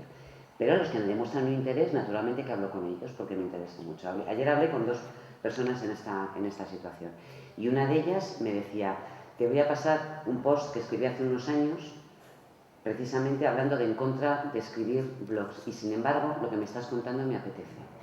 Y en contra de lo que yo pensaba, sí que me apetece tener mi blog y lo que yo escribo en la plataforma que es el Huffington Post. Luego yo creo que estamos cambiando también la manera que tenemos de relacionarnos con los medios y la manera de entender lo que es la colaboración. Ahora, de ahí a decir, yo me voy a Siria a cubrir un conflicto, voy a estar mandando información y yo recibir eso gratis sin pagar absolutamente un duro, yo creo que eso es delicado. Yo creo que el periodista tiene que intentar de todas las maneras posibles que su información se pague en lo que vale, porque efectivamente la información es cara. Ahora, si yo le puedo ayudar y si la visibilidad del Huffington Post supone una ayuda para que ese trabajo se conozca y atraiga a otros posibles medios que estén interesados en pagar por ella, bienvenidos sea. De hecho, muchas personas que están interesados en colaborar con el Huffington Post lo hacen porque entienden que es una manera de colgar y de tener un escaparate para que se vea su trabajo. Y yo estoy convencida, Javier, que a medida que pase el tiempo nos van a quitar de las manos a los mejores. ¿Por qué? Pues porque vendrá cualquier otra empresa que tenga más posibilidades económicas que nosotros y dirá, ¿has visto fulanita o fulanito como qué cantidad de gente mueve en el Huffington Post, qué cantidad de lectores tiene, cómo le siguen? Oye, vamos a ofrecerlo X y nos lo llevamos a, pon el nombre que queráis. Bueno, yo estoy preparada para que eso ocurra y posiblemente pasará, ojalá sea así. Bueno, Monse, estáis juntando el grupo más grande español y ahora mismo el medio más importante de Estados Unidos, quizás del mundo, y ya te estás quejando de que no tienes medios. Es que soy la hostia. Pero me he quejado allí, me he quejado diciendo que es imposible. Pero te critico fuertemente de que sea el grupo más gordo de aquí, con el medio más leído de Estados Unidos, y que diga, nos van a quitar porque tendrán más medios que nosotros, hombre. Sí, pero tú sabes que cada una... Mira, eso es precisamente una señal de la independencia con la que nacemos, Ricardo. Y el hecho de que yo no cuente con... Por supuesto que cuento con el apoyo de PISA, pero ese apoyo no se va a traducir en que podamos crecer más allá de lo que nosotros seamos capaces de generar. Esa es una garantía de nuestra independencia y de nuestra solidez como empresa. El Huffington Post será un éxito en español, no por PRISA, no exclusivamente por los medios que ya existen y por la potencia de PRISA, sino por lo que nosotros seamos capaces de generar. Y eso no os quepa ninguna duda. Bueno, yo lo tengo clarísimo. Ahora, otra cosa, cuando dices, yo creo que hay 2 tipos de bloggers. Tengo varios conocidos que escriben desde siempre en el Huffington Post. Y yo creo que sé por qué lo hacen. No por las visitas, porque le interesan las visitas, sino porque están convencidos de que sus ideas son geniales y que se merecen ser escuchados por el resto de la humanidad. También. Yo creo que más que buscar el que busca visita, porque busca visita quiere salir en los rankings, sacar un poco AdSense. Yo creo que hay que buscar eso que tiene, que ese fue el desparpajo de Huffington Post, de buscar a gente que estaba convencida de que sus ideas son geniales. Claro. El problema es si coincides, ¿no? No,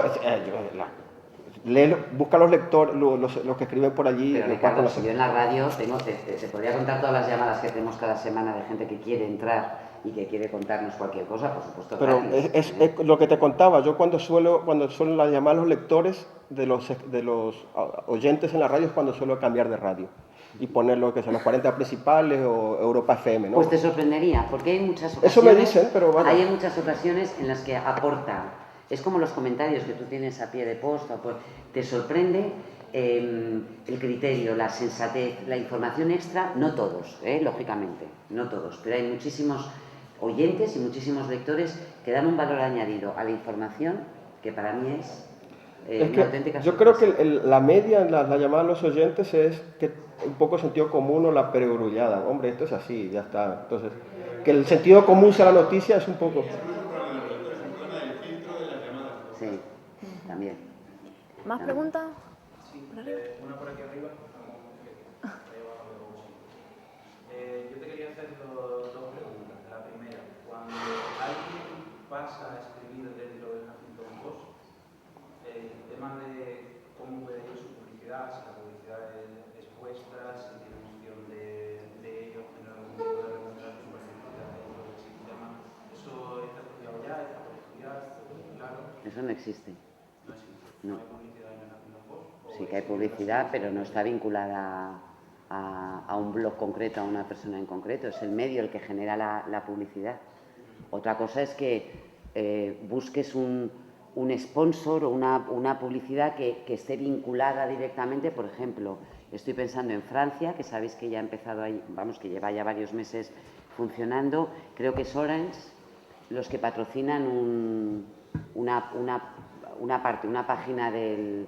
Yo no sé allí cómo lo tienen establecido, pero me da la impresión que los contenidos que aparecen en la página no están vinculados, o sea, no se pagan directamente.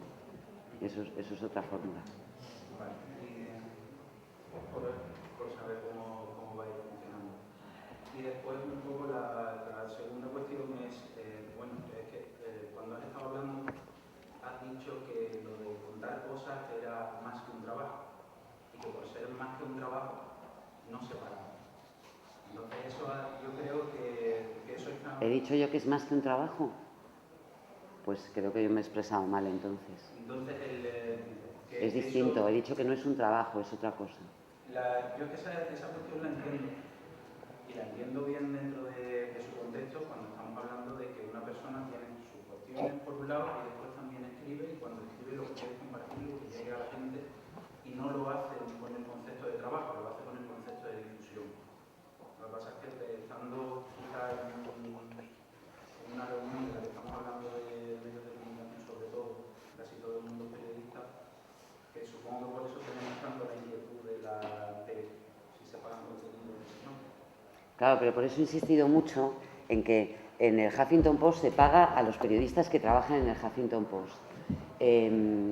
Y los blogs, eso es una cosa mucho más amplia, no afecta solamente al mundo periodístico. Es decir, hay profesores, hay activistas sociales, hay directores de cine, hay actores, hay gente que tiene blogs que le apasiona el cine y a lo mejor son funcionarios de la Junta de Andalucía, le apasiona el cine y en sus ratos libres hace un blog y yo le digo, oye, tu blog me interesa, ¡joder, qué bien, venga, adelante! Y no reciben dinero puesto que no es...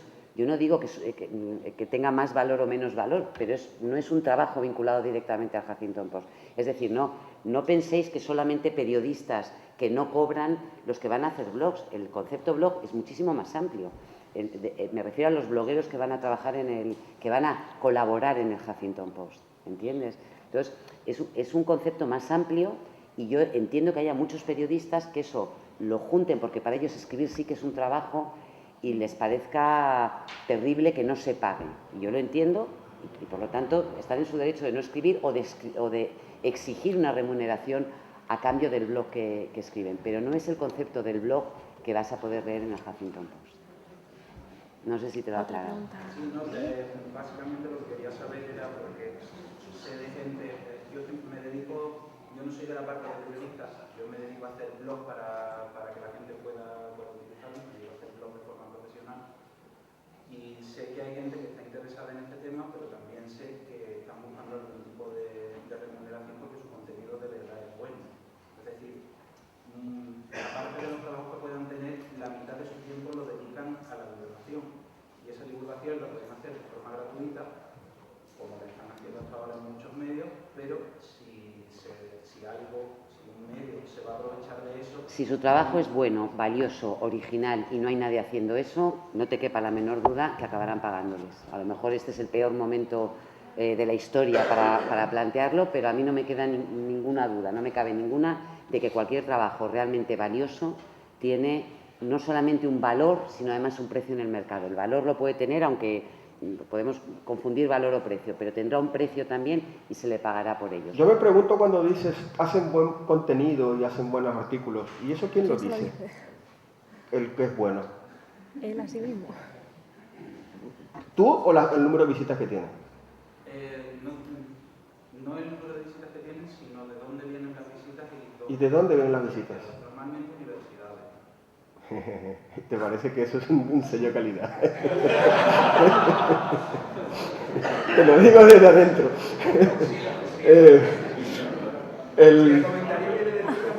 Pero quiero decir, el tema de la bondad, que sea bueno o no, un artículo pues subjetivo, yo creo que en todo caso podemos decir, pues tiene un éxito en visitas o no. El que tiene un éxito en visitas y no sabe sacarle provecho a eso, es problema del que no sabe sacarle provecho. Aunque, claro, sí que es un problema enorme el tema de sacar dinero de publicidad ahora mismo, pues complicadísimo, sí. Pero, hombre, lo que no puedo decir es, tengo buen artículo, tengo éxito, y el culpable de que yo no gane dinero es de ella. Hombre. No, mi cuestión aquí, Ricardo, es saber si yo a ellos les puedo decir, pues, hablar con el Huffington Post, que a lo mejor tenéis un hueco, donde en la parte de la estructura que vosotros estáis buscando, porque en algún momento, si de verdad estáis haciendo un buen trabajo y ellos lo consideran bueno, yo no considero nada, si ellos lo consideran bueno, os le pueden remunerar o no. Yo creo que Meneame le puede llevar más visitas, pero es más complicado porque depende de lo que diga la gente. En cambio, si vas a Huffington Post, lo que depende de lo que diga ella, básicamente. Entonces es más fácil. Ese es el plus que tienes Pero... conmigo. Que si nos entendemos, yo te lo coloco. Ricardo ahí es implacable. No, en Menéame o funciona o no funciona. Sí, no, funciona. Quiero decir, el criterio de las masas tampoco es para seguir. No, a mí sí que me las masas interesa. es que hay. Cualquier cosa que consideres que es buena y que es interesante. Y como dijo Huicho también en un tuit, dijo, hombre, Monse tiene un poco idealizado los comentarios también, es verdad. O sea, Pues mira, has hecho un buen matiz ahí, porque no todo lo bueno da más visitas, ni todo lo que tiene visitas es bueno. Si queréis abrimos aquí el debate, si queréis abrimos el debate porque es fascinante. Yo creo que los que llevamos unos cuantos años ya en la profesión, y para eso no hace falta ser digital, porque yo en la tele he vivido lo que son las audiencias, yo he hecho programas buenísimos en televisión. ¿Y quién lo dice? Bueno, déjame que te lo diga. Déjame que te lo diga. Si valoras en algo el criterio profesional. Desde un criterio profesional yo creo que he hecho programas muy buenos, no que lo diga yo, que lo consideraba así, sino que además lo considera la gente del entorno, que no han funcionado de audiencia como yo hubiera esperado. Y he hecho programas que han tenido mucha más audiencia y a lo mejor no reunían los estándares o los requisitos que yo hubiera querido. Una de las grandes delicias de estos casi 5 años que he pasado en la radio es vivir sin estar pendiente de las audiencias, cosa a la que voy a renunciar, que eso creo que nadie lo habéis puesto en valor, pero me vuelvo de nuevo a lo que es el dolor de cabeza de están funcionando las visitas, está funcionando la audiencia, ¿por qué no nos han visto? Yo creo que hay que tener en cuenta el número de visitas, de lectores, de oyentes, en cualquier caso.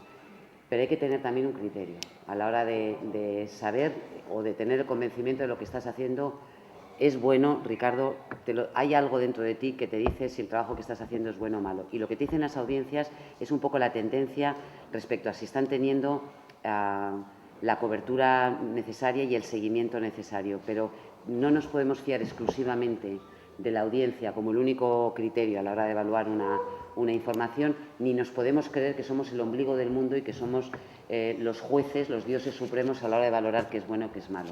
Yo creo que es un ejercicio de humildad para los periodistas entender qué es lo que la gente lee y qué es lo que más valora y menos valora, pero que al mismo tiempo tenemos que ejercer el plus que nos da el criterio, la experiencia, el valorar los medios y las informaciones, porque yo creo que eso efectivamente marca una diferencia en la calidad. Nos vamos por abajo. Los blogueros que trabajan para Huffington Post publican exclusividad para... No trabajan para el Huffington Post, los blogueros que colaboran o que publican en el Huffington Post. ¿El contenido se publica en exclusiva en el Huffington Post o ellos pueden también publicar ese contenido en su blog? ¿Qué tipo de licencias se cede copyright? No. No. Ellos lo pueden colgar en su... Hombre, el Huffington intenta que los contenidos sean originales, pero hay algunos casos concretos en los que se publica además en el blog o en la página de la persona en cuestión. Yo aspiro a que sean contenidos originales, aunque no tenemos ningún problema, todo lo contrario, en enlazar al blog que tienen o a la página web o al libro que están en estos momentos promocionando alguno de los blogueros o la película. Es decir, en eso no hay ningún tipo de problema, pero hombre, sí que se trata de que el contenido sea original, ¿no? Cuando habláis de agregar contenido, por ejemplo, habláis de enlazar el mundo, ¿se trata de un enlace o incorporar el contenido para leerlo en la página? Bueno, yo hablo de enlaces puros, luego por supuesto los demás, eso forma parte ya de la cultura, es decir, tú puedes citar 5 o 6 medios en una información o 5 o 6 fuentes, no necesariamente medios, puedes citar las estadísticas del CSIS y remitir a su página web o citar a una película o a un actor, eso ya lo hacen todos los medios. Y tú, por supuesto, en una noticia, por ejemplo, la nacionalización de Bankia, lo lógico es que cites a las 4 o 5 fuentes que hay fundamentales en esa noticia. No, yo lo que hablo, a lo que me refería en los enlaces puros, es decir, directamente, más allá del titular, que yo sí que cambio o recreo en la página de Huffington Post, pero tú cuando pinchas no vas a un contenido que ha elaborado el Huffington Post, sino que vas directamente a la información que ha elaborado el País. Y por lo tanto, todo el tráfico se va al País. Tengo una duda. Yo soy cliente en términos que somos medios desde hace mucho tiempo, y en Meneame tengo un valor añadido que es evidentemente el que ha hecho que tenga ese éxito que otros medios no tenían, otros proyectos, que era el de la independencia total y absoluta. Claro. Y la realidad dentro de que las fuentes de información no son 5 personas que pueden estar en la de prensa, sino que es una masa que está viendo blogs, está viendo cosas que están hechas. Yo un amigo mío y gran periodista que las noticias están en la calle, que cuando tu jefe no le dice vete a la calle a las 8 de la mañana a buscar las noticias, algo no funciona bien. Fíjate, está el tema del periodismo de calidad que se paga con los estados. ¿Cuál es mi duda? Como digo, yo soy un acumulador de información. Consumo información por motivos personales y profesionales para mi trabajo. Creo en la información de la vida y quiero equipararme. Pero yo en Meneame sé, porque me ha pasado, que puedo ver en portada una noticia de que una gran cadena de distribución minorista de alimentación, sin nombre, ha denunciado un sindicato minoritario de tal sitio porque ha pasado esto. Eso es inimaginable en el mundo, en el país, la zona, el FL, da igual. Y cuidado, habrá excepciones, pero no me lo espero. Yo ya no compro periódicos porque no me espero ver esa información, cuidado, no de cosas militares, sino de calidad, de quiero que vea usted lo que no está en todo.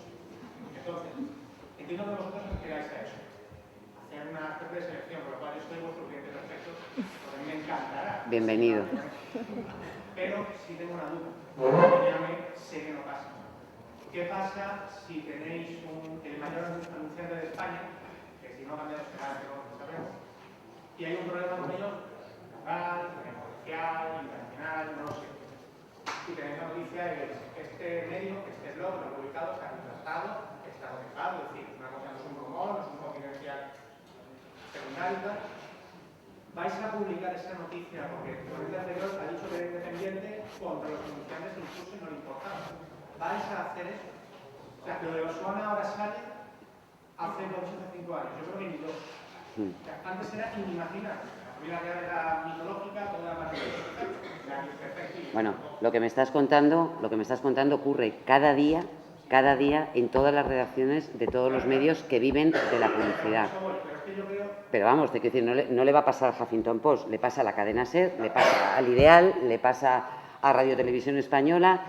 En los diarios pequeños y en los medios locales es peor aún la presión, infinitamente peor. O sea, lo que me estás planteando es el dilema ético que tiene cualquier director de un medio de comunicación cuando se descubren que el principal anunciante estaba fabricando pelotas con niños en un país o camisetas, y entonces tienes que decidir qué hago porque me presionan y tal. Pues conflicto. Conflicto. ¿Qué haremos? ¿Qué haré yo como directora? Pues tendré un conflicto por delante. Yo con eso...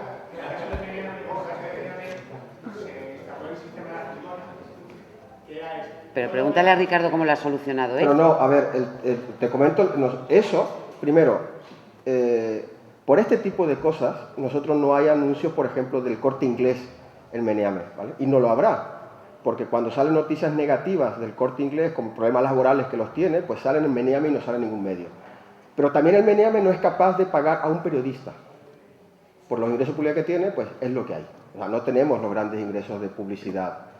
Y si tenemos algunas telefónicas, porque alguna vez me encaré a un director de Telefónica tomando unas cañas y le digo, coño, a ver si contrates alguna vez, aunque os den caña. Pero es un problema grave ese tema. Pero ¿qué hicimos? Por ejemplo, nosotros recibimos con Fincas Corral, que fue cuando empezó la explosión de la burbuja. Fincas Corral era una de las más grandes. Y las primeras noticias eran en Meneame. Tuvimos acosos de abogados de Fincas Corral, pero acosos personales, amenazas personales hasta mi teléfono personal. Y eso fue lo que pasa... que yo lo que hicimos en Meneame fue primero contratar 3 abogados hasta que encontré un abogado barcelonés, y voy a decir el nombre, Samuel Parra, que fue y supo cómo responder a Fincas Corral para que me dejen de acosar. Le amenazó con una contradenuncia porque estaban violando la ley de protección de datos, y lo paró, pero digamos, el acoso fue bestial. Luego acabaron detenidos, o sea, al final era más grave de lo que se imaginaba el tema. Pero fue un esfuerzo personal que me perdí pelo, me sacó canas, y me quedó mucha amargura de soportar todo esto y que dijo a tomar por culo todo. Es decir, si no se Meneame tampoco pasa nada, no despediremos a nadie y vaya, mira, no pasa nada. Pero en estos casos sí que a Montserrat le pediría, coño, aquí hay que tener un poco de valentía. Lo que pasa es que, claro, valentía luego y pierdes el anunciante, ¿eh? Luego, ¿qué haces sin anuncios, sin Endesa, sin Corte Inglés?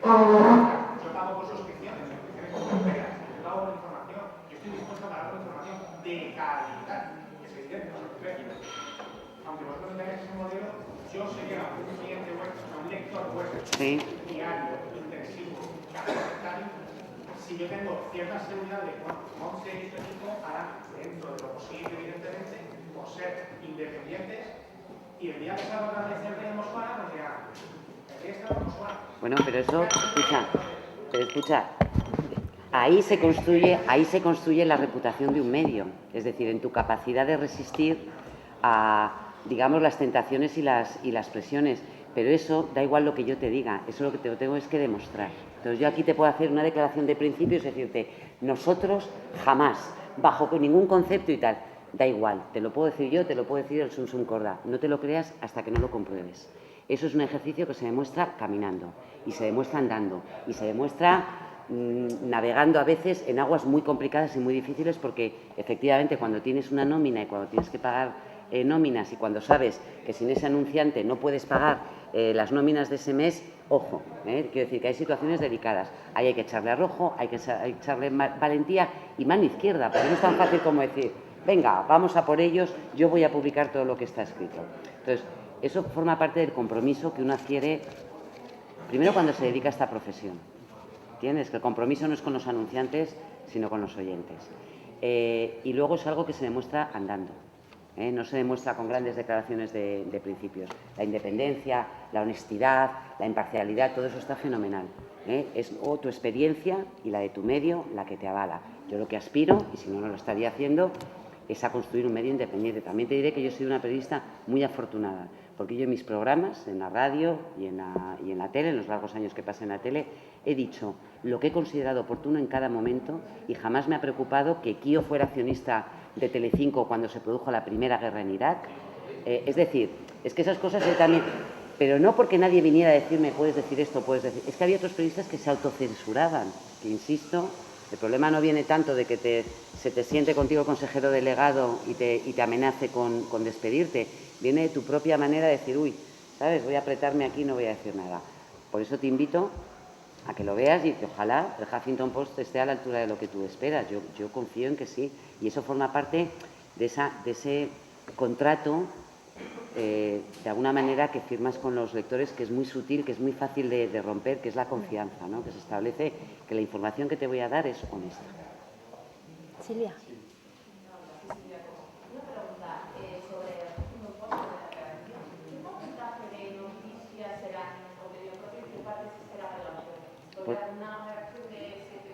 Pues mira, de momento contenido propio poco, porque siendo realistas, con 7 personas para cubrir todos los turnos, poco. Vamos a poner en marcha la maquinaria y lo que sí nace es con vocación de crecer.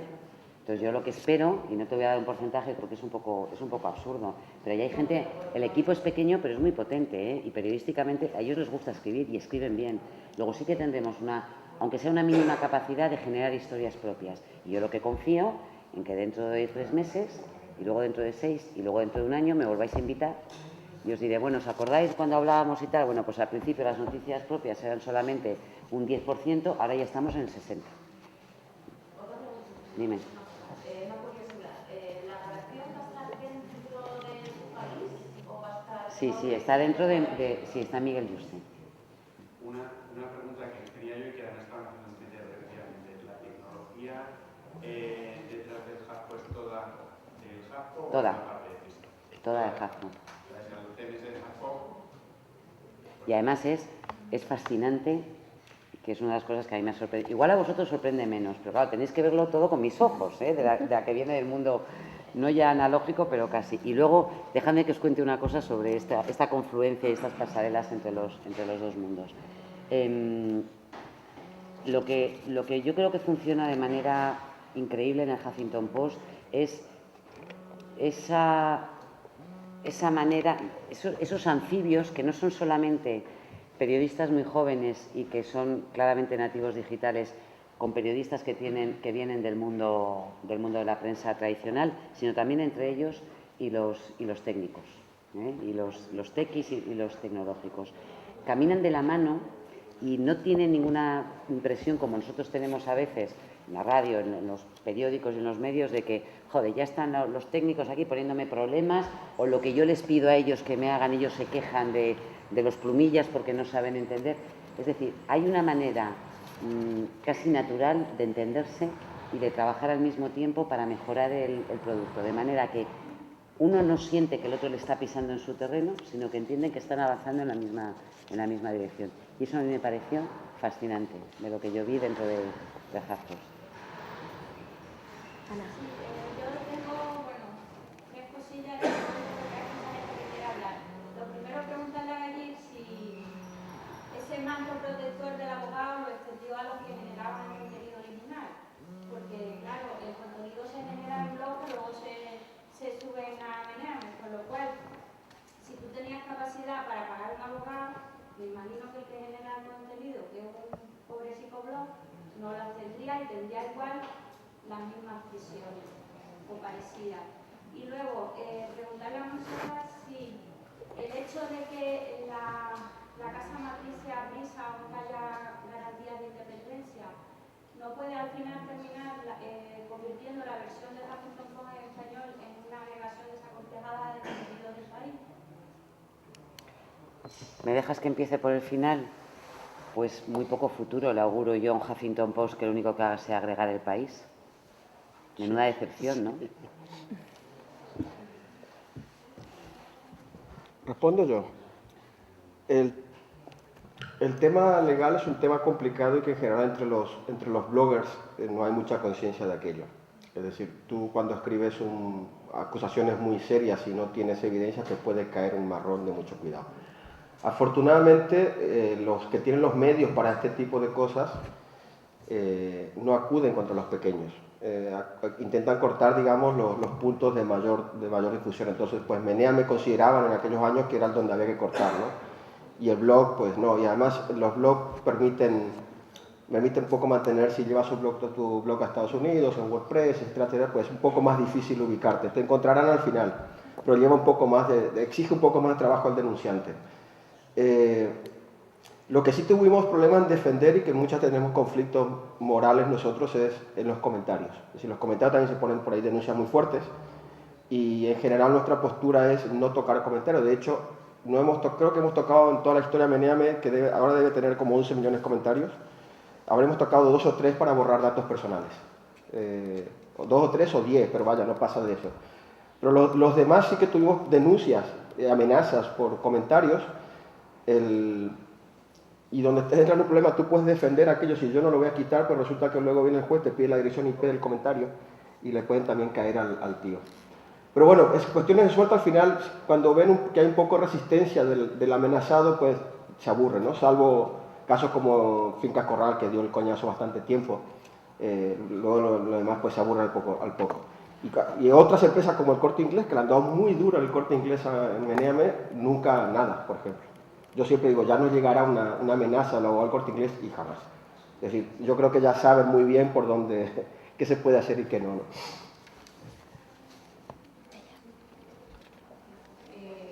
mí me gustaría empezar deseándote mucha suerte en el nuevo proyecto, que me parece toda una aventura, y sobre todo centrarme en el concepto que ha salido antes, que no se le ha dejado mucho protagonismo, y son las audiencias, ¿vale?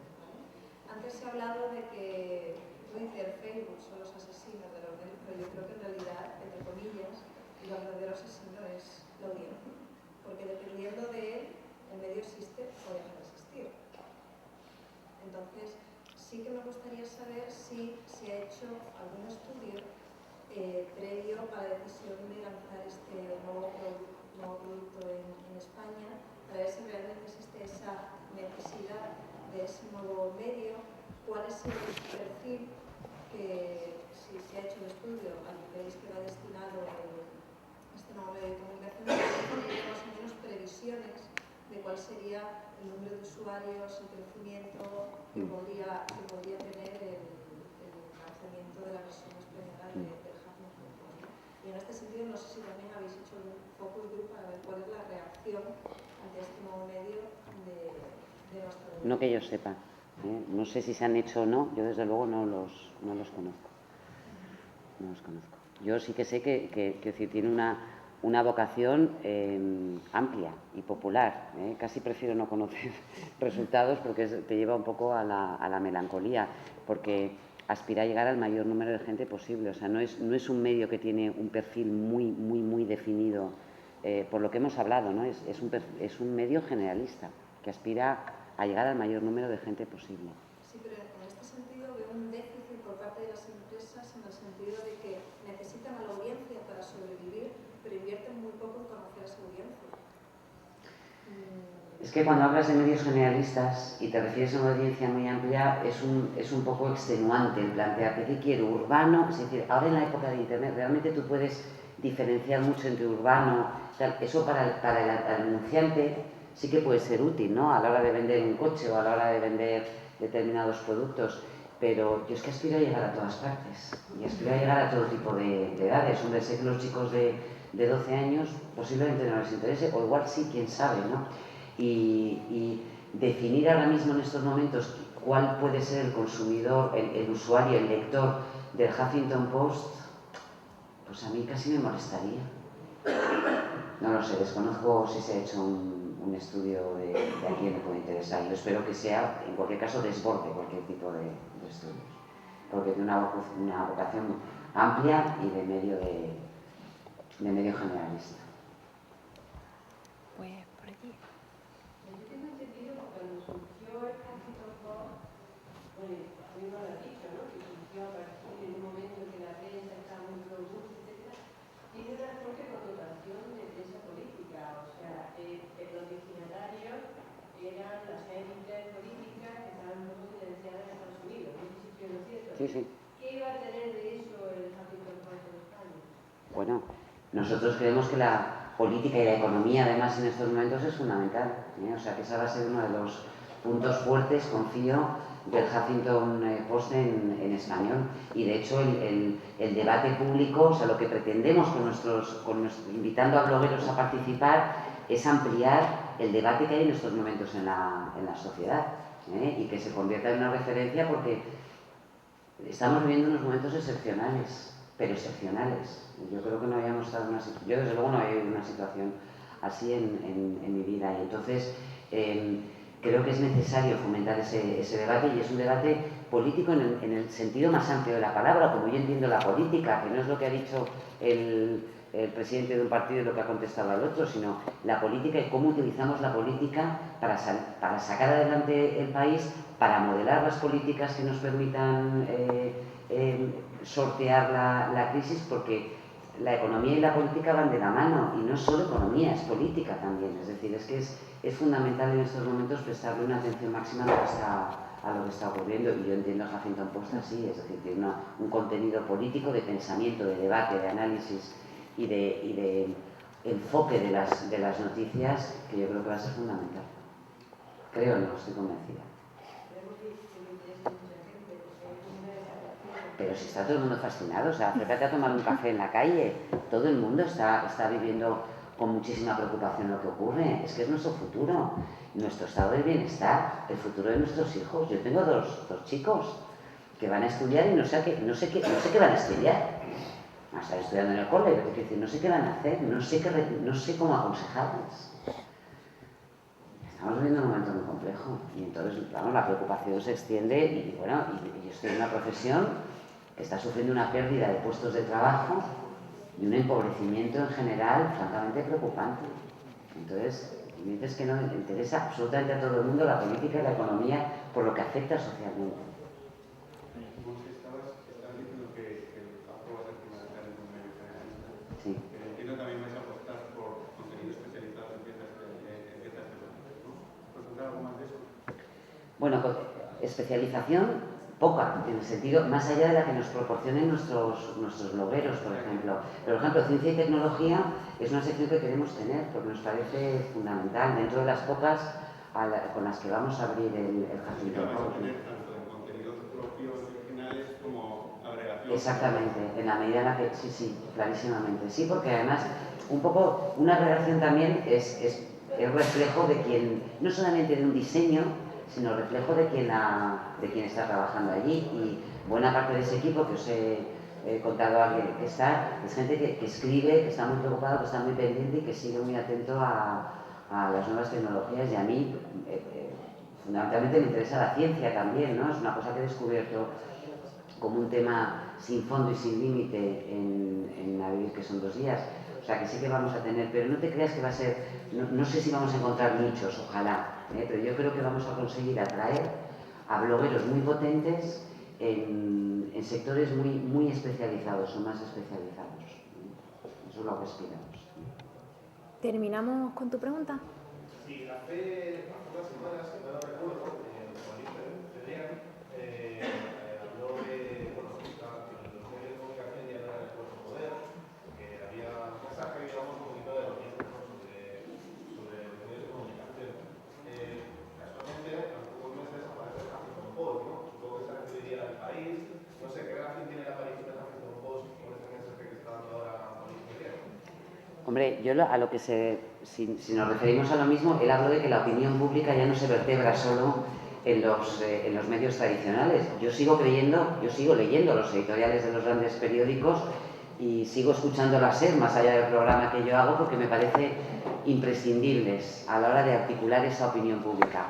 Pero es verdad, y yo coincido con él, en que no solamente son ya los que vertebran la opinión pública, y lo estábamos comentando antes, es decir, lo que tú lees cuando ocurre un 15M o cuando ocurre lo del rey en las redes sociales es fundamental, porque eso influye y afecta también a los medios. Yo no sé si te refieres a eso, pero vamos, que Juan Luis es un convencido de que el futuro para el periodismo pasa por el futuro digital. Bueno, la demostración es la apuesta que está haciendo por la Huffington Post, y más allá de eso, la apuesta que se ha hecho por convertir, por transformar, por migrar un periódico como El País a lo digital también, que yo creo que es fantástica. A mí elpaís.com me parece...